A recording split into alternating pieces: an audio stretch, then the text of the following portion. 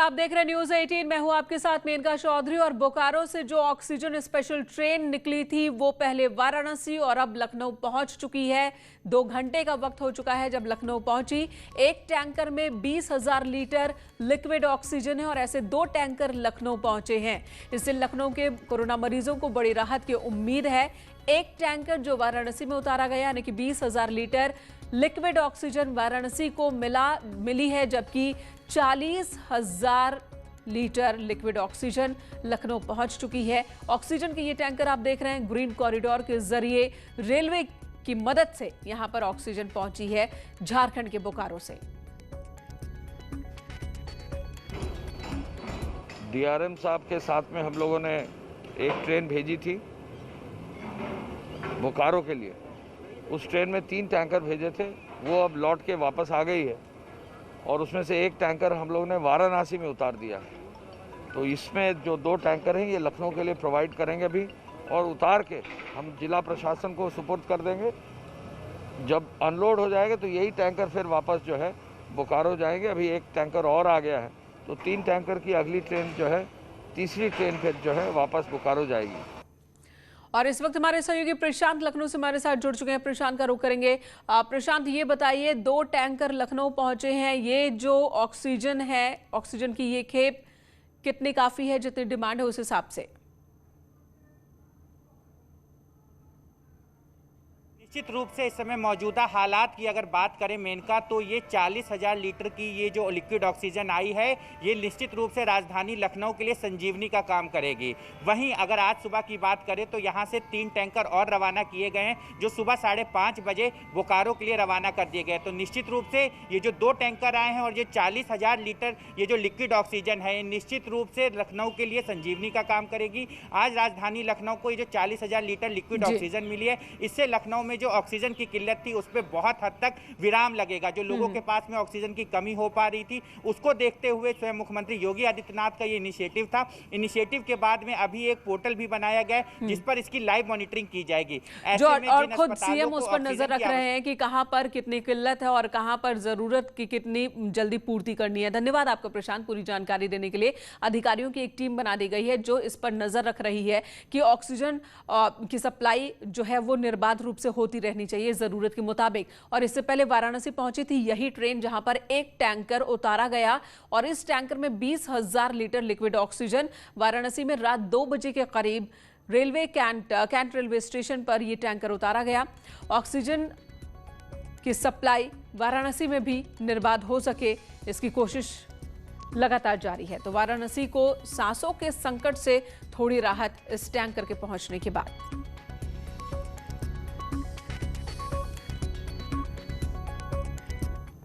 ये एक liquid oxygen का टैंकर यहाँ पे आ चुका है और अब इसको जो है पुलिस और मजिस्ट्रेट की निगरानी में रामनगर में जो हमारा लिक्विड गैस से सिलेंडर ऑक्सीजन सिलेंडर भरने का प्लांट है वहाँ पे इसको पहुँचाया जा रहा है, जहाँ से कि उसको रिफिलिंग कर करके विभिन्न हॉस्पिटलों में इसकी सप्लाई की जाएगी। वाराणसी में राहत भरी खबर आई है।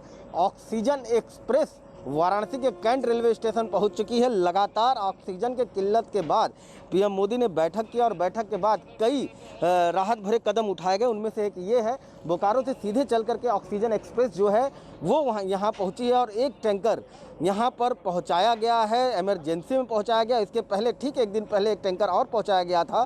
तो आनंद फानन में ये 2 टैंकर जो है वाराणसी में भेजे गए हैं ऑक्सीजन को लेकर के। जो मरीज थे और उनके जो तीमारदार थे वो लगातार परेशान थे कि बनारस में ऑक्सीजन की किल्लत है, ऑक्सीजन की परेशानी है।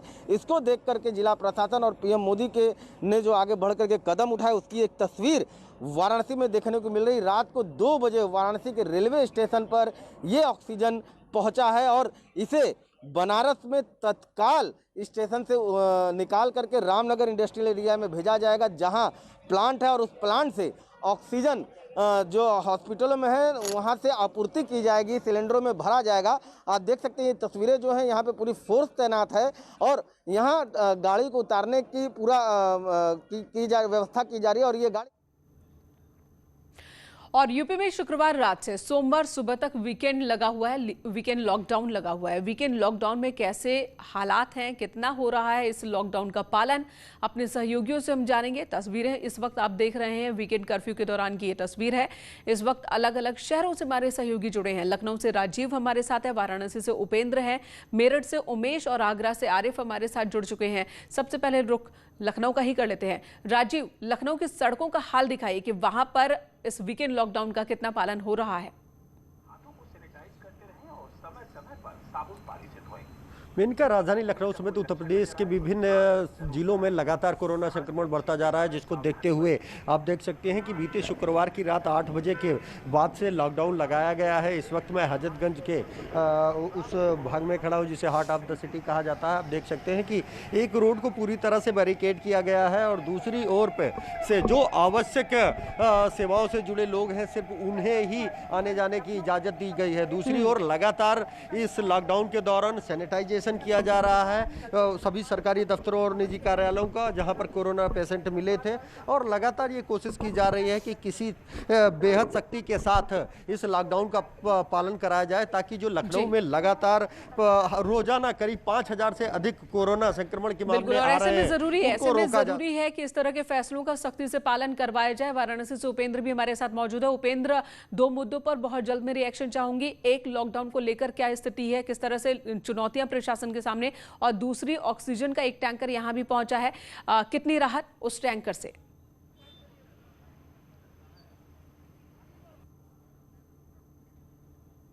चलिए उपेंद्र के पास चलेंगे, उससे पहले उमेश का रुख कर लेते हैं। मेरठ से हमारे साथ बने हैं उमेश। यहां पर भी देखने को मिल रहा है कि लोगों को सख्ती से पालन करवाया जा रहा है लॉकडाउन का, तस्वीरें दिखाइए जरा।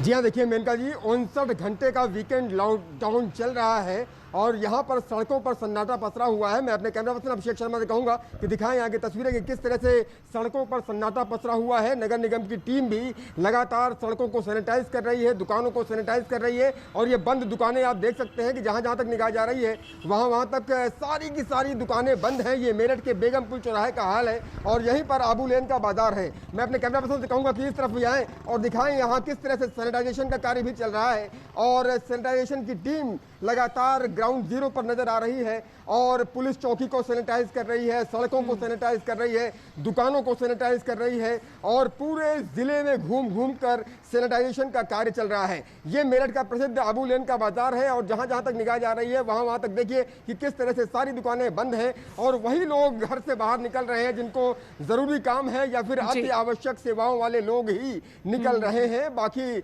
जो लोग भी निकल रहे हैं उनके चेहरे पर आप ये मास्क भी देख सकते हैं। तो निश्चित तौर पर तस्वीरें बयां कर रही है कि ये मास्क है, यही कोरोना से बचाव का इस वक्त सबसे बड़ा हथियार भी है। आरिफ हमारे साथ आगरा से मौजूद हैं। आगरा में भी लगातार जो हालात हैं वो बेकाबू ही नजर आ रहे हैं। आरिफ, जो वीकेंड लॉकडाउन है उसका पालन करवाने में प्रशासन के सामने किस तरह की चुनौती है और कितना लाभ और कब तक इसका असर देखने को मिलेगा, जानकार क्या कह रहे हैं? देखिए, मेनका प्रदेश सरकार ने वीकेंड कर्फ्यू का कदम तो जरूर उठाया है, लेकिन वो जो इम्प्लीमेंटेशन होना चाहिए वो बिल्कुल भी देखने को नहीं मिल रहा है। देखिए, इस वक्त हम चौराहे पर खड़े हैं और तमाम लोग यहाँ आ रहे हैं, जा रहे हैं। कोई बाइक पे जा रहा है, कोई रिक्शे पे जा रहा है, कोई साइकिल से जा रहा है। यानी कि जिन लोगों को घर में रहना चाहिए, जिनकी जिम्मेदारी बनती है घर में रहे, लेकिन वो फालतू लोग बाहर निकल रहे हैं। और सबसे खास बात यह है कि इसको रोकने के लिए कोई बड़े ठोस कदम नहीं उठाए गए हैं। देखिए, रात भी बुरा हाल था, सुबह के वक्त आरिफ, कुछ जरूरी कामों को छूट दी गई है, तो क्या ये लोग उससे जुड़े हैं या फिर पुलिस कोई चेकिंग कर ही नहीं रही है कि कौन बाहर निकल रहा है कौन नहीं? देखिए, जो जरूरी काम है उनको जरूर छूट दी गई है, लेकिन जो फालतू के लोग हैं, जो पब्लिक के लोग हैं, लगातार निकल रहे हैं। देखिए, साइकिल वाला जा रहा है, उसे क्या काम है, तमाम लोग जा रहे हैं। यानी कुल मिलाकर ये है कि हालात जो होने चाहिए, जो सन्नाटा होना चाहिए शहर के अंदर, जो सन्नाटा जरूरी है, वो सन्नाटा आगरा में नहीं देखने को मिल रहा है। क्योंकि इसमें तो आगरा में ये एक चिंता की बात है कि अब भी चहल पहल सड़कों पर दिख रही है। हालांकि जिन लोगों ने खुद को अंदर रखा है नियम का पालन करते हुए, तो वो तो घरों में है, लेकिन बड़ी संख्या में लोग अभी भी सड़कों पर दिख रहे हैं। उपेंद्र जुड़ गए हमारे साथ वाराणसी से। उपेंद्र, वहां पर भी लॉकडाउन के दौरान की स्थिति दिखाइए, और दूसरी, ऑक्सीजन का जो टैंकर पहुंचा है एक, तो कब तक की राहत की बात ऑक्सीजन को लेकर? देखिए 2 टैंकर पहुंचने के बाद सांसों पर जो संकट है वो फिलहाल टला हुआ है। करीब 20 घंटे से का जो है बैकअप है वाराणसी के ऊपर, और लॉकडाउन क्यों किया गया है उसकी तस्वीर समझिए। इस तस्वीर में पूरी कहानी है, क्योंकि पूरे शहर को सैनिटाइज करना है। ये कोरोना योद्धा पिछली इस बार की तरह इस बार फिर निकले हैं योद्धा, और ताकि कोरोना की चैन को तोड़ा जा सके, शहर को सैनिटाइज किया सके, दुकानों को सैनिटाइज किया जा रहा है, रेस्टोरेंट को सैनिटाइज किया जा रहा है, सड़कों को सैनिटाइज किया जा रहा है। और इन कोरोना योद्धाओं को एक बार फिर न्यूज़ 18 सलाम करता है, इनके जज्बे को सलाम करता है कि जिस तरीके से ये अपनी जान जोखिम में डालकर रिस्क लेकर खुद निकले हैं ताकि आप घरों पे इसलिए रहें, आप सुरक्षित रहें। ये सड़कों पर है कोरोना को हराने के लिए, आप लेकिन सुरक्षित रहें। हम बात भी कर लेते हैं, इस बार भी आप लोग कोरोना को हराएंगे। जी, लेकिन उपेंद्र मैं चाहूंगी कि आप इन्हें कहें कि ये मास्क लगा कर रखें। यहाँ पर एक शख्स दिख रहे हैं जिन्होंने मास्क नहीं लगाया, और साथ ही सैनिटाइजर का बेवजह उसे बर्बाद करना ये भी ठीक नहीं होगा, जो कि लगातार ये करते नजर आ रहे हैं। तो इस बात को लेकर भी इन्हें ताकीद करें जरा उपेंद्र। बिल्कुल, देखिए लगातार ये लोग सैनिटाइज भी कर रहे हैं, और जो है आप लोगों को भी अपनी हिफाजत करनी है, मास्क लगाना है ना, और जहां जरूरत है वहीं सैनिटाइज करना है ना, हर जगह। बिल्कुल, तो जहां जरूरत है न्यूज़ 18 की अपील पर वो भी साथ है, और जहां जरूरत है ये देखिए दुकानें हैं। ये सबसे बड़ी बाजार का सिगरा है जिसे लखनऊ का हजरतगंज कहते हैं। यही सारे बड़े ऑफिस हैं, यही सारे बड़े मार्केट है। ये जिस अपार्टमेंट में तो पूरे जो वीकेंड लॉकडाउन का उद्देश्य है कि एक तरफ तो फुटफॉल को कम करना है, सड़कों पर लोगों की मूवमेंट को रोकना है, कंट्रोल करना, और दूसरी तरफ जो सड़कें खाली हैं, जो जरूरी संस्थान, जो बड़े संस्थान हैं जहां पर भीड़ लगती है, उन सभी जगहों को सैनिटाइज भी करना है। तो वो देखने को मिल रहा है इन तस्वीरों में। धन्यवाद आप सभी का पूरी जानकारी देने के लिए। मुरादाबाद से खबर, जहां पर स्वास्थ्य विभाग के जिस स्टोर में रेमडेसिविर इंजेक्शन रखे हैं, वहां के कर्मचारी का कहना है कि पर्याप्त मात्रा में रेमडेसिविर इंजेक्शन उपलब्ध है, बस सीएमओ साहब की इजाजत के बाद ही मिलेंगे। तो देखिए जरा, पेशेंट्स हैं जिन्हें इंजेक्शन चाहिए, इंजेक्शन है भी, लेकिन सीएमओ साहब की इजाजत की जरूरत है। यहां पर बूटी माने जाने वाले इंजेक्शन की मांग तेजी से बढ़ गई है। मुरादाबाद के जिला अस्पताल में जो रेमडेसिविर इंजेक्शन है वो पर्याप्त मात्रा में है। सरकार ने नियम बनाया है कि अगर किसी प्राइवेट अस्पताल में कोरोना पॉजिटिव मरीज को उस इंजेक्शन की ज़रूरत होगी तो वो अस्पताल इंजेक्शन ना मिलने पर मुख्य चिकित्सा अधिकारी कार्यालय को एक लेटर देगा, और उस लेटर के बाद स्वास्थ्य विभाग उसको वो इंजेक्शन उपलब्ध कराएगा। मैं मुरादाबाद के इस वक्त मेडिसिन विभाग में हूँ सरकारी, और यहाँ दीपक जी हैं फार्मेसिस्ट, से बात करूँगा। दीपक जी, क्या व्यवस्था है और कैसे दिया जा रहा है? जब भी कोई भी प्राइवेट अस्पताल को इस इंजेक्शन की, वहाँ पर जो भी मरीज एडमिट है उनको ज़रूरत होती है, तो वो सारे मरीजों के नाम सहित उनके लिए एक लेटर बना के सीएमओ साहब के पास भेजते हैं। सीएमओ साहब का अनुमोदन होने के बाद यहाँ से इंजेक्शन हम हॉस्पिटल को जारी कर देते हैं। तो अभी हमारे पास मुरादाबाद में इंजेक्शन है? जी, जो इंजेक्शन नहीं, कोई समस्या नहीं है, पर्याप्त मात्रा में इंजेक्शन उपलब्ध है, पैनिक होने की कोई ज़रूरत नहीं है। जो भी डिमांड हमें प्राइवेट हॉस्पिटल से आ रही है, जैसे हमने पहले बताया है, वो हम सीएमओ साहब के अनुमोदन से उन हॉस्पिटल्स को जारी कर देते हैं। तो आपने देखा मुरादाबाद के फार्मासिस्ट हैं, सरकारी मेडिकल स्टोर जो सरकारी है, उनका कहना है कि पैनिक ना हो, घबराएं नहीं, अगर इस इंजेक्शन की डॉक्टर ज़रूरत समझते हैं तभी वो लिखते हैं। सरकार का यह फैसला इसलिए था ताकि ब्लैक मार्केटिंग से रोका जा सके दवाइयों के, लेकिन यहां पर साइड इफेक्ट भी देखने को मिल रहा है इस फैसले का। ऐसे में सवाल उठता है कि क्या प्राइवेट हॉस्पिटल के मरीजों को भी जो डॉक्टर की ओर से लेटर दिए जा रहे हैं उसके आधार पर यहां से इंजेक्शन नहीं मिल सकती क्या? इधर मिशन ऑक्सीजन पर वायुसेना जर्मनी से 23 ऑक्सीजन उत्पादन संयंत्र लेकर भारत आएगा। जल्द ही एयरलिफ्ट करेगा। वायुसेना के परिवहन विमान करेंगे एयरलिफ्ट। ऑक्सीजन उत्पादन संयंत्र की क्षमता होगी प्रति घंटे 2400 लीटर। सेना के अस्पतालों में ऑक्सीजन की कमी को भी पूरा किया जाएगा।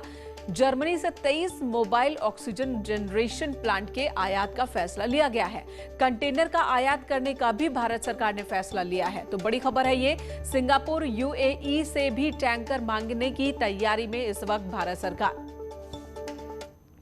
तो ये तमाम कदम जरूर उठाए जा रहे हैं, लेकिन कुछ लोगों का ये भी कहना है कि ये कदम कुछ वक्त और पहले उठाए जाने चाहिए थे। एक ब्रेक के लिए रुकेंगे, तुरंत लौटते हैं। कोरोना के मौजूदा हालात को देखते हुए सीएम ऑफिस में कोविड कंट्रोल रूम बनाया गया है। पंचम तल पर मौजूद कमांड सेंटर में कोविड कंट्रोल रूम बनाया गया। कंट्रोल रूम में 3 डिप्टी एसपी तैनात किए गए हैं जो ऑक्सीजन सप्लाई की मॉनिटरिंग करेंगे। 3 शिफ्ट में 24 घंटे ऑक्सीजन की मॉनिटरिंग होगी। साथ ही सीएम योगी ने ऑक्सी ट्रैकर वेब पोर्टल की भी शुरुआत की है, जिसके जरिए ऑक्सीजन सप्लाई पर 24/7 नजर रहेगी।